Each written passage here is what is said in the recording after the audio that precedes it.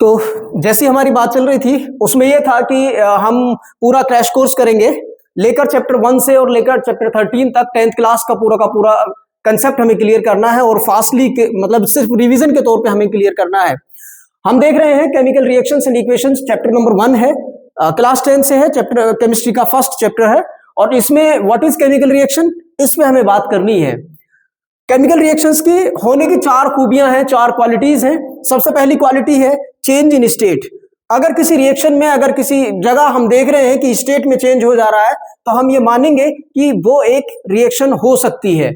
जैसे हम देखते हैं कि हमारे पास हाइड्रोजन एक गैस है, लेकिन अगर वो जब ऑक्सीजन के साथ रिएक्शन करती है, ऑक्सीजन भी गैस है, हाइड्रोजन भी गैस है, और रिएक्शन करने के बाद वो वाटर बनाती है, लिक्विड बनाती है।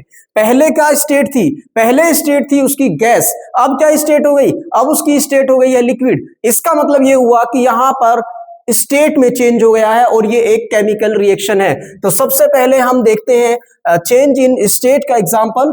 इसमें हमने आपसे कहा है हाइड्रोजन ये एक गैस है, और हमने आपसे ये भी कहा कि ऑक्सीजन ये भी एक गैस है, और दोनों गैस जब रिएक्शन कर लेती हैं तो ये वाटर मॉलिक्यूल बनाती हैं, और वाटर मॉलिक्यूल क्या है अपने आप में? एक लिक्विड है।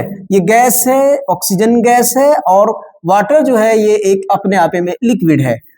इस हिसाब से हम ये देख रहे हैं कि state, change in state. Second point क्या होता है चैप्टर का? वो है चेंज इन कलर। बहुत सारी रिएक्शंस डे बाय डे हम देखते रहते हैं, कलर चेंज होना। किसी भी जगह आप कलर चेंज होना देखेंगे तो समझिएगा कि वो एक केमिकल रिएक्शन हो सकती है। एनसीईआरटी ये कहती है कि हाँ, ये पॉसिबिलिटी है कि अगर ये 4 चीजें होती हैं तो वो केमिकल रिएक्शन हो। फॉर एग्जांपल आप रिएक्शंस देखिए अपनी, आयरन सल्फेट डालिए, जिंक कॉपर डालिए उसमें, तो पता चलता है कि कॉपर सल्फेट बन जाता है और आयरन सल्फेट अलग हो जाता है। मतलब आप ये देखिए कि आयरन और कॉपर, जो आप कॉपर ने आयरन को डिस्प्लेस किया है, वहां एक रिएक्शन में केमिकल चेंज हो जाता है। अगर केमिकल मतलब आप रिएक्शंस में कलर को देख रहे हैं, अगर कलर चेंज हो जा रहा है तो उसे हम कहेंगे कि चेंज इन कलर, एक प्रॉपर्टी है केमिकल रिएक्शन के होने की। अब हम बात करेंगे इवोल्यूशन ऑफ गैस। आप देखिए कि हमारे पास सल्फ्यूरिक एसिड है जिसे हम बोलते हैं H2SO4। हमारे पास है सल्फ्यूरिक एसिड H2SO4। इसमें हम अगर जिंक डाल दें, अगर जिंक के ग्रेन्यूल्स इसमें डाले जाएं, इस एसिड में डाले जाएं, तो होगा ये कि ZnSO4 बनेगा। इसको बोलते हैं जिंक सल्फेट। और क्या होगा? और हाइड्रोजन गैस रिलीज होगी। तो किसी गैस का रिलीज होना भी क्या होगा? केमिकल रिएक्शन होगा। इसलिए कहते हैं कि अगर खाने में आपको कोई स्मेल आनी शुरू हो जाए, आपको ऑर्डर बेकार आना शुरू हो जाए, तो समझ लीजिए उस खाने में अब वो खाना नहीं रहा जो आप सोच रहे हैं, अब वो चेंज हो गया, उसमें केमिकल रिएक्शन हो गई है और उसके जो नेचर है, केमिकल नेचर है, वो चेंज हो गया है। अब चेंज होकर क्या बना होगा इसके बारे में तो बहुत डिटेल में पूरी केमिस्ट्री पढ़नी पड़ती है। H2SO4 में जिंक डाल दिया तो हाइड्रोजन गैस लिबरेट हुई, और हाइड्रोजन गैस का निकलना इस बात का सबूत होता है, यानी गैस का इवोल्यूशन होना इस बात का सबूत होता है कि ये केमिकल रिएक्शन हुई है। और लास्ट में हम ये पढ़ रहे हैं कि चेंज इन टेम्परेचर। अगर किसी रिएक्शन में टेम्परेचर में चेंज हो जाए, टेम्परेचर बढ़ भी सकता है, टेम्परेचर घट भी सकता है। अगर टेम्परेचर बढ़ा तो इसका मतलब ये हुआ कि आप उसके अंदर से टेम्परेचर निकला, वो मतलब रिएक्शन जहां हो रही है वो सिस्टम जो भी हो, चाहे वो बीकर हो या कोई बर्तन हो, अगर उसमें वो रिएक्शन हो रही है तो वो बर्तन या वो बीकर गर्म हो जाएगा। बाहर से टच करके देखेंगे या टेम्परेचर थर्मामीटर से नाप के देखेंगे तो इंक्रीज नजर आएगा। हो सकता है ऐसी रिएक्शन जिसमें टेम्परेचर आए, जिसमें टेम्परेचर बाहर निकले, ऐसी रिएक्शन जिसमें टेम्परेचर एग्जिट हो, ऐसी रिएक्शन जिसमें टेम्परेचर प्लस हो, उसको हम कहते हैं एक्सोथर्मिक रिएक्शन। दूसरा इसका आप बहुत आसान एग्जांपल है, आपने देखा होगा चूना, कैल्शियम कार्बोनेट। अब उसको अगर हम पानी में कैल्शियम ऑक्साइड को जब पानी में डालते हैं तो कैल्शियम हाइड्रोजन कार्बोनेट बनता है, और वो होता क्या है? वो अपने आप में एक एक्सोथर्मिक रिएक्शन को शो करता है। इसके अलावा हम बात कर रहे हैं एंडोथर्मिक रिएक्शन की। एंडोथर्मिक रिएक्शन में होता यह है कि उसको हमें गर्म करना पड़ता है, मतलब उसको हमें हीट देनी पड़ती है। इसका मतलब यह है एंडो मतलब सिस्टम के अंदर, एंडो का मतलब इनसाइड, इनसाइड द सिस्टम, हमें सिस्टम को हीट देनी पड़ेगी। जब हम सिस्टम को यहां पर एक्सो का मतलब है बाहर, थर्म का मतलब है टेम्परेचर। ऐसी रिएक्शन जिन रिएक्शंस में से टेम्परेचर बाहर निकलेगा सिस्टम के, उसको हम एक्सोथर्मिक कहेंगे। ऐसी रिएक्शन जिसमें उसको हीट देनी पड़ेगी, उसको गर्म करना पड़ेगा, ऐसी रिएक्शन को हम कहेंगे एंडोथर्मिक रिएक्शन। इस तरह हमारे पास रिएक्शन के 4 क्वालिटीज पता चलती हैं कि ये 4 प्रॉपर्टी अगर हैं तो केमिकल रिएक्शन हो रही होगी। इसके बाद हम देखते हैं एनसीईआरटी आगे बढ़ती है और कहती है केमिकल इक्वेशंस। किसी केमिकल को, किसी एलिमेंट को डायरेक्टली लिख लिया जाए, जैसे मान लीजिए मैग्नीशियम की ऑक्सीजन से हम रिएक्शन करें, तो ये है हमारे पास मैग्नीशियम। इस मैग्नीशियम की हमें रिएक्शन करनी है ऑक्सीजन से। जब ऑक्सीजन से इसकी रिएक्शन करेंगे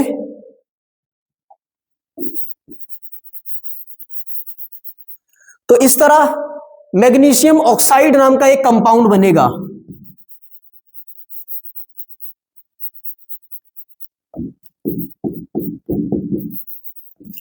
अगर मैं सारे केमिकल्स को, सारे एलिमेंट्स को इस तरह लिखता चला जाऊं और केमिस्ट्री इसी तरह पढ़ी जाए इतने लंबे लंबे नाम के साथ, तो होगा यह कि केमिस्ट्री को पढ़ने में बहुत सारा टाइम वेस्ट होगा या बहुत सारा टाइम लगा करेगा। इसलिए आईयूपीएसी और स्टैंडर्ड जो फॉर्मेट है उसमें ये देखा जाता है कि मैग्नीशियम को इतना बड़ा ना लिखो, ऑक्सीजन को इतना बड़ा ना लिखो, मैग्नीशियम ऑक्साइड को इतना बड़ा ना लिखो, तो इनको फिर सिंबॉलिकली लिखा जाता है, मतलब इनके सिंबल बना करके हम लिखते हैं।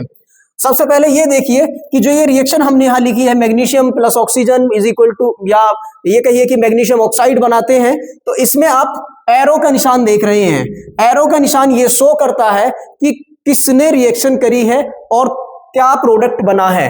तो एरो के निशान से लेफ्ट हैंड साइड की तरफ आप देखेंगे तो जो कुछ आपको दिखाई दे, एरो के सिंबल से लेफ्ट हैंड साइड की तरफ जो कुछ आपको दिखाई दे, दैट इज कॉल्ड रिएक्टेंट। ये सब रिएक्टेंट होंगे।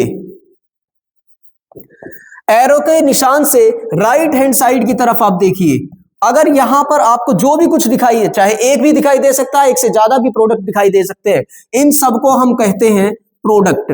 इसका मतलब केमिस्ट्री में जो भी रिएक्शन होती है उसमें रिएक्टेंट होते हैं जो रिएक्शन करते हैं और फिर वो प्रोडक्ट बनाते हैं। जैसे आप देखिए यहां मैग्नीशियम क्या है, रिएक्टेंट है, ऑक्सीजन क्या है, रिएक्टेंट है, और यहां मैग्नीशियम ऑक्साइड क्या है, एक प्रोडक्ट है। तो कुल मिलाकर हम ये समझ गए कि हाँ, केमिकल रिएक्शन को इस तरह लिखा जाता है कि एरो से पहले रिएक्टेंट होते हैं जो केमिकल रिएक्शन करेंगे, और एरो के बाद वो होते हैं जो केमिकल रिएक्शन के प्रोडक्ट है, जो केमिकल रिएक्शन के रिजल्ट हैं। इस तरह एक और चीज हमें ये देखने को आएगी कि केमिकल रिएक्शन को लिखा कैसे जाता है। मैंने अभी बताया कि इतना सारा अगर नाम, इतने बड़े बड़े नाम लिखते चले जाएंगे तो टाइम भी लगेगा और स्पेस भी ज्यादा इस्तेमाल होगा। क्यों ना इसको शॉर्ट कर लिया जाए। तो हम जानते हैं, 9th क्लास से पढ़कर आए हैं कि magnesium can be written as in symbolic form and the symbol of magnesium is ठीक है, मैग्नीशियम इस Mg इसका सिंबल है। ऑक्सीजन का सिंबल क्या है, हाँ हम जानते हैं ऑक्सीजन का सिंबल O है। यहां oxygen as a gas behave कर रही है तो O2 लिख लेते हैं। मैग्नीशियम ऑक्साइड क्या होता है, मैग्नीशियम ऑक्साइड होता है MgO। इस तरह हमारे पास एक रिएक्शन इस तरह, इसको इस तरह लिख सकते हैं हम कि मैग्नीशियम है प्लस ऑक्सीजन है, रिएक्टेंट प्रोडक्ट में MgO बन रहा है, तो इसको रिएक्टेंट कह रहे हैं, इसको प्रोडक्ट कह रहे हैं। कुल मिलाकर ये एक रिएक्शन सिंबॉलिकली मैंने लिख दी है। और पूरी की पूरी केमिस्ट्री में हम आप जब आगे पढ़ते रहेंगे, हर रिएक्शन को इतनी बड़ी ना लिख करके उसके सिंबल्स के फॉर्मेट में हम इसे लिखेंगे और ये शॉर्ट फॉर्म में हमें नजर आएगी। अब होता यह है कि केमिकल रिएक्शन जब हम लिखते हैं तो लेफ्ट हैंड साइड पर एटम्स होते हैं, राइट हैंड साइड पर एटम्स होते हैं। दोनों तरफ नंबर ऑफ एटम को इक्वल होना चाहिए। अगर दोनों तरफ नंबर ऑफ एटम इक्वल नहीं है तो वो केमिकल रिएक्शन बैलेंस नहीं कहलाती है। फॉर एग्जांपल इसी को ले लीजिए, आप देख रहे हैं लेफ्ट हैंड साइड में यानी रिएक्टेंट साइड में मैग्नीशियम एक है, प्रोडक्ट साइड में भी आप देखेंगे, राइट हैंड साइड में आप देखेंगे तो वहां मैग्नीशियम एक है। लेकिन अगर ऑक्सीजन को देखा जाए तो इधर 2 एटम है, यहां ऑक्सीजन के आप 2 एटम देखते हैं, जबकि राइट हैंड साइड पे आप देखेंगे मैग्नीशियम का सिर्फ एक एटम है, सॉरी ऑक्सीजन का एक ही एटम है। इस ऑक्सीजन का एक ही एटम है तो हम कहेंगे कि ये रिएक्शन बैलेंस नहीं है। बैलेंस रिएक्शन की पहचान कैसे करते हैं? दोनों तरफ नंबर ऑफ एटम को कंपेयर करते हैं, लेफ्ट हैंड साइड में और राइट हैंड साइड में जो केमिकल जो आपका एलिमेंट है, अगर एलिमेंट का नंबर सेम है तो बैलेंस, अगर सेम नहीं है तो अनबैलेंस। इसको कैसे बैलेंस किया जाता है इस पर हम बात कर लेते हैं। रिएक्शन हमें दी है, मैग्नीशियम दिया है और ऑक्सीजन दिया है। अब इसको जब लिखी इस तरह से, मैग्नीशियम ऑक्साइड बन गया।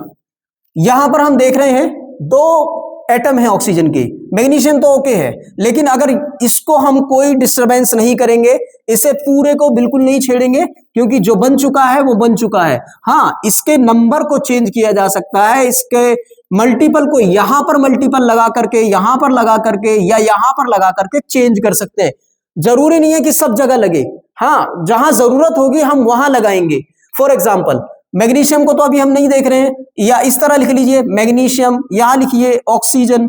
अब आप ये देखिए एक एरो इस तरह बना लेते हैं हम एक table. Magnesium left hand side में कितना है या रिएक्टेंट साइड में कितना है, राइट हैंड साइड में कितना है।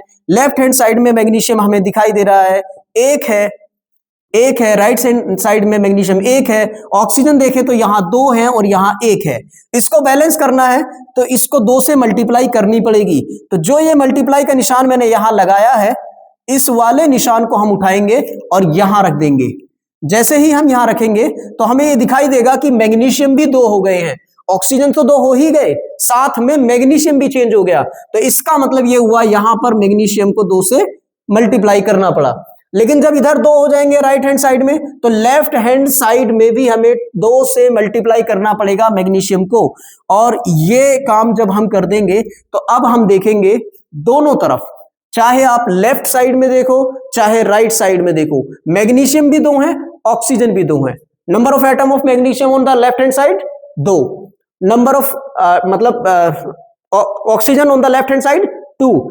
ऐसे ही आप देखिए मैग्नीशियम के राइट हैंड साइड में दो एटम है और ऑक्सीजन के राइट हैंड साइड में दो एटम है। अब हम कह सकते हैं कि this reaction is a balanced chemical reaction. Now हम इसे लिखते हैं, this reaction is a balanced reaction.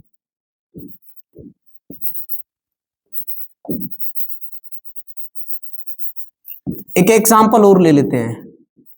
NCR, मैं आपको सलाह दूंगा, बोर्ड की तैयारी आप कर रहे हैं, एनसीईआरटी के एग्जांपल्स और एनसीईआरटी की दी हुई रिएक्शंस को बैलेंस करने की कोशिश करें चैप्टर 1, 2, 3 से। तो वहीं से आपको जो है आपको बैलेंस इक्वेशन करने के लिए एग्जाम में पूछी जाती है, या फिर एग्जाम में उससे इनडायरेक्ट कोई क्वेश्चन जरूर होता है। एक रिएक्शन हम बोलेंगे, ये है जिंक और ये है H2SO4।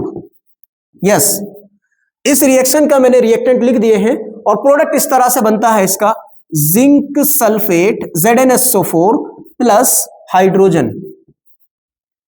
इस रिएक्शन में आप बता सकते हैं, ये पहले ये देखिए कि ये बैलेंस है या नहीं। जिंक दोनों तरफ एक एक है, हाइड्रोजन दोनों तरफ दो दो हैं, सल्फर दोनों तरफ एक है और ऑक्सीजन दोनों तरफ 4 हैं। तो इस तरह हम इस वाली रिएक्शन को, चूंकि लेफ्ट हैंड साइड में और राइट हैंड साइड में हमारे पास क्या है, number of atoms in both the side same है, तो इसे हम लिखते हैं बैलेंस्ड केमिकल रिएक्शन। इसको हम लिखेंगे बैलेंस्ड केमिकल रिएक्शन। इसके बाद जो नेक्स्ट टॉपिक आता है उस पर बात करेंगे।